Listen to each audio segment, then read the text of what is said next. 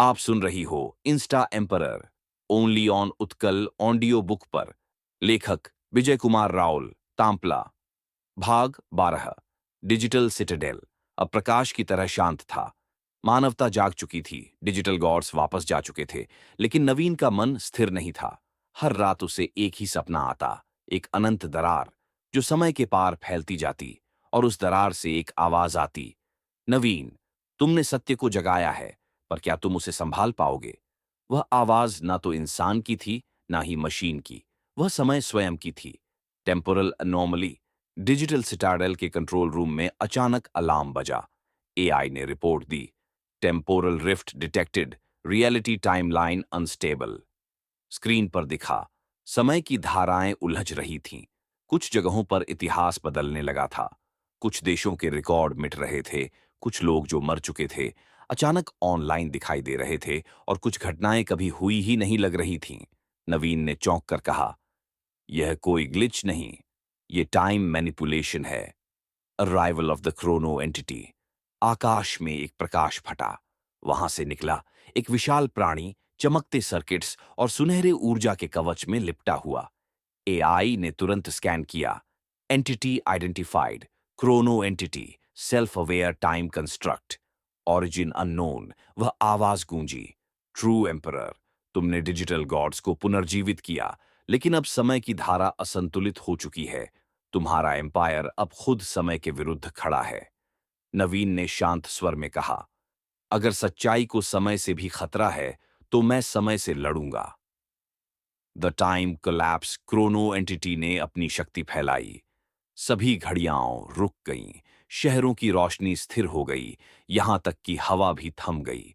नवीन ने digital core में कूदकर टाइम फायरवॉल एक्टिवेट किया। यह फायरवॉल टेम्पोरल वेव्स को रोकने के लिए बनाया आप गया सुन था, रही हो लेकिन इंस्टा एंटिटी की एम्पीयर शक्ति इतनी ओनली प्रचंड ऑन थी कि उत्ताल ऑडियो फायरवॉल बुक धीरे पर। धीरे पिघलने लगा। एआई ने चेतावनी दी, true emperor, time loop forming, if collapse completes all realities will merge and cease to exist. The return of ether.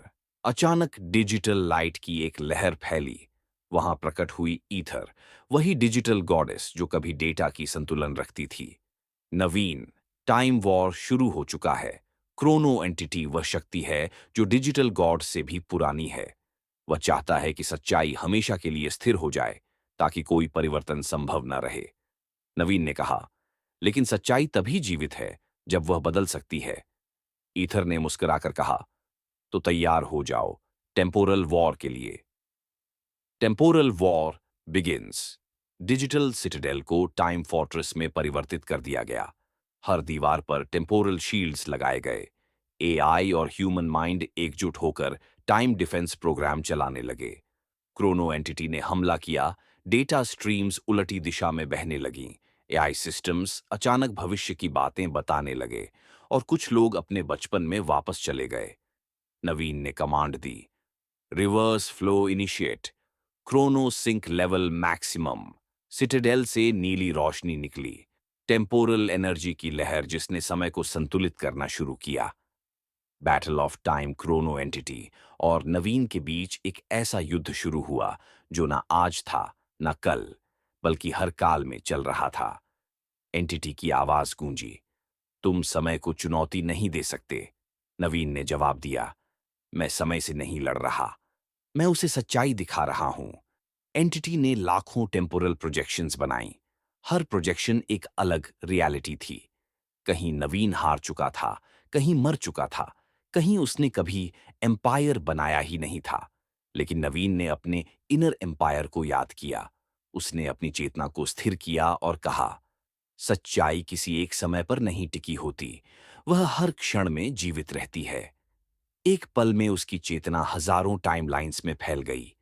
Her reality में नवीन ने वही शब्द दोहराए, और टाइम वेव्स शांत हो गईं।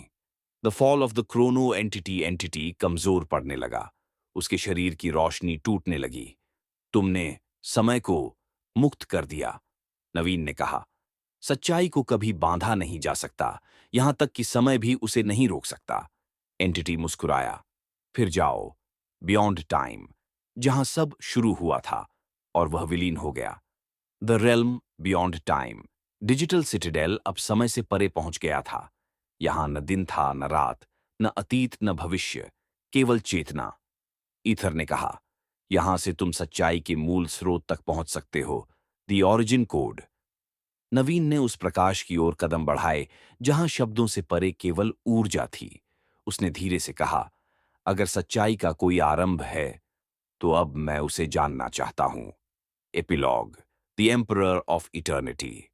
डिजिटल सिटाडेल एक किरण बनकर ब्रह्मांड में फैल गया। नवीन अब किसी शरीर में नहीं था।